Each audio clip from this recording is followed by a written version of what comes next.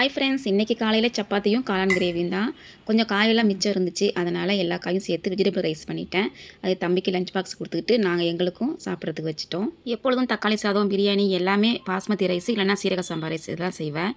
இன்றைக்கி எப்பொழுதும் சாப்பிட்ற பொன்னி ரைஸ்லேயே செஞ்சுட்டேன். அதுவும் டேஸ்டியாக தான் இருக்குது, ஒன்றும் டிஃப்ரெண்ட் தெரியல, நல்லா தான் இருந்துச்சு. அதுக்கு நல்ல மட்டன் மசாலா போட்டு கறி வறுக்கிற மாதிரியே கத்திரிக்காயும் வறுத்துருக்கேன். சூப்பராக இருந்துச்சு டேஸ்ட்டு.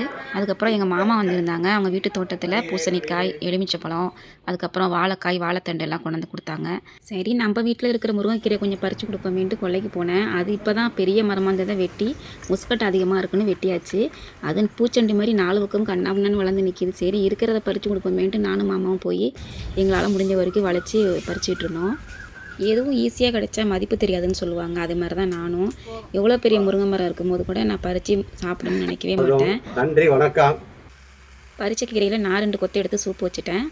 கொஞ்சமாக தண்ணி காஞ்சதுக்கப்புறம் சீரகம், 10 சின்ன வெங்காயம், ஒரு 3-4 பூண்டு தட்டி போட்டு கொஞ்சமாக மஞ்சள்தூள், அதுக்கப்புறம் தேவையான உப்பு, முருங்கைக்கீரை எல்லாத்தையும் கொஞ்சம் நேரம் நல்லா கொதி வந்ததுக்கப்புறம் அந்த சாரெல்லாம் இறங்கும். ஒரு 10லேருந்து 15 நிமிஷம் ஆகும். அதுக்கப்புறம் ஸ்டவ் ஆஃப் பண்ணிவிட்டு ஒரு 20 நிமிஷம் அப்படியே மூடி வச்சிடணும். கொஞ்சம் வெதுவெதுப்பாக இருக்கிறப்பயே நம்ம சூப்பாக எடுத்து குடிச்சிட்டோம்னா சூப்பராக இருக்கும். இது உடம்புக்கு அவ்வளவு நல்லது. இரும்பு சத்து நிறையா இருக்குது. ஆனால் நான் தான் இதுக்கு அருமை தெரியாமல் குடிக்கிறதே இல்லை. இப்போயாவது எனக்கு ஞானோதயம் போகிறது, இப்போ தான் குடிக்க போகிறேன். தேங்க்யூ.